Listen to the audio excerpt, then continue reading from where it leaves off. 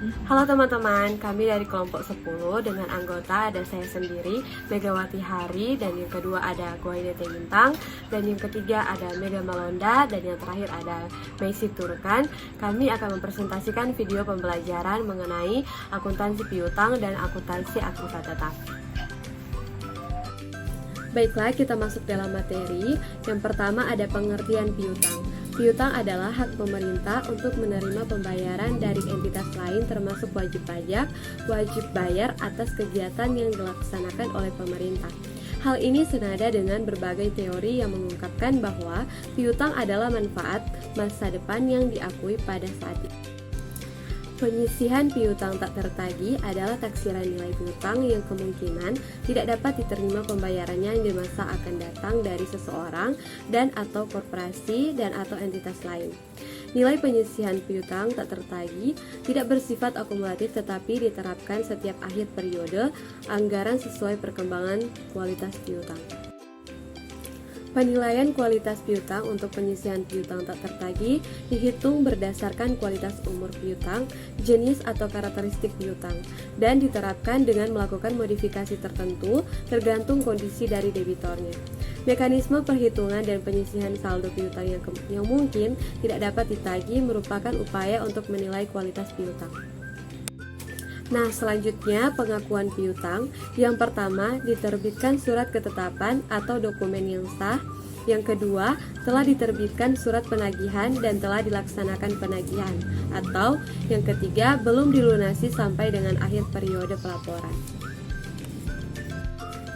Selanjutnya ada pengukuran. Yang pertama, disajikan sebesar nilai yang belum dilunasi sampai dengan tanggal pelaporan dari setiap tagihan yang ditetapkan berdasarkan surat ketetapan kurang bayar yang diterbitkan. Yang kedua, disajikan sebesar nilai yang belum dilunasi sampai dengan tanggal pelaporan dari setiap tagihan yang telah ditetapkan terutang oleh pengadilan pajak untuk WP yang mengajukan banding. Yang ketiga, disajikan sebesar nilai yang belum dilunasi sampai dengan tanggal pelaporan dari setiap tagihan yang masih proses banding atas keberatan dan belum ditetapkan oleh Majelis Tuntutan Ganti Rugi. Dan selanjutnya ada pengukuran piutang atas peristiwa keterjadiannya. Piutang pemberian pinjaman dinilai dengan jumlah yang dikeluarkan dari kas daerah dan atau apabila berupa barang atau jasa harus dinilai dengan nilai wajar pada tanggal pelaporan atas barang atau jasa tersebut. Penjualan. Piutang dari penjualan diakui sebesar nilai sesuai naskah perjanjian penjualan yang terutang atau belum dibayar pada akhir periode laporan. Kemitraan.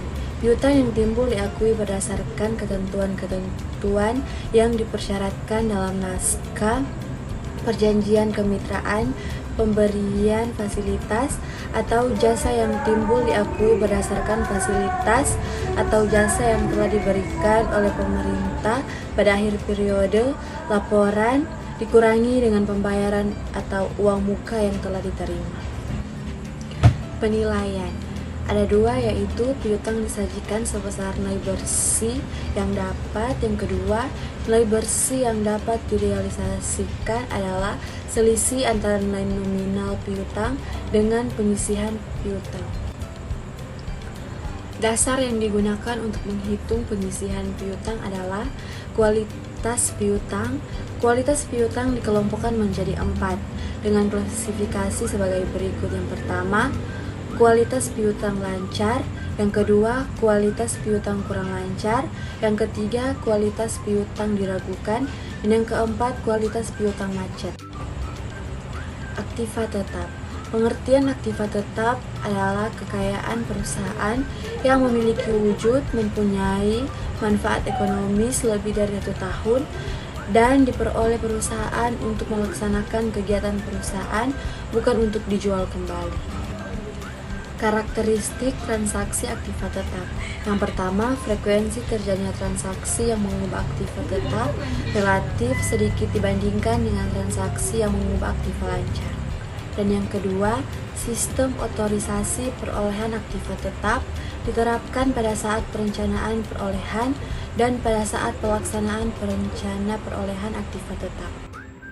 Yang ketiga, pengeluaran yang bersangkutan dengan aktiva tetap perlu dibedakan menjadi dua macam, yaitu yang pertama ada pengeluaran pendapatan dan yang kedua pengeluaran modal. Selanjutnya, penggolongan aktiva tetap. Yang pertama ada tanah dan perbaikan tanah, dan yang kedua gedung dan perbaikan gedung, yang ketiga mesin dan equipment pabrik, yang keempat mebel, dan yang kelima kendaraan. Yang berikut transaksi yang mengubah aktiva tetap. Yang pertama, transaksi yang mengubah rekening aktiva tetap. Yang kedua, transaksi yang mengubah rekening akumulasi depresi aktiva tetap yang bersangkutan. Dan yang ketiga, transaksi yang mengubah rekening biaya reparasi dan pemeliharaan aktiva tetap. Dan yang berikut ada transaksi perolehan. Aktiva tetap diperoleh dari yang pertama pembelian, yang kedua pembangunan, dan yang ketiga sumbangan. Selanjutnya, manajemen aktiva tetap. Yang pertama, menempatkan aktiva tetap di tangan fungsi pemakai aktiva tetap. Dua, memberikan otorisasi pemindahan aktiva tetap dari fungsi satu ke fungsi lainnya.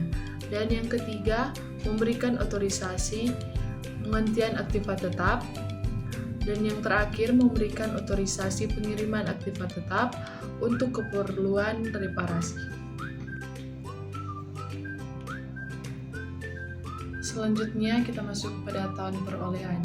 Tahun suatu aktiva tetap didapatkan, dan pengkodean tahun aktiva tetap diambil dari angka keempat dan kelima pada suatu tahun. Kode fungsi terdapat 3, yaitu yang pertama produksi, yang kedua administrasi dan umum, dan yang ketiga pemasaran. Kita masuk yang terakhir, yaitu fungsi yang terkait.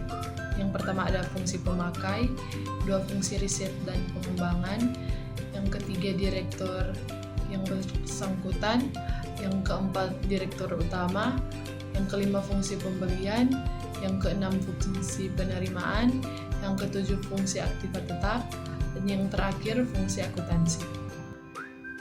Jenis aktiva tetap yang pertama ada mesin ketik manual, yang kedua mesin ketik elektronik, yang ketiga mesin potong kertas, yang keempat mesin penghancur kertas, yang kelima mesin fotokopi, yang keenam mesin cetak komputer, yang ketujuh komputer, yang ke-8 overhead projector, yang ke-9 slide projector, dan yang terakhir movie video.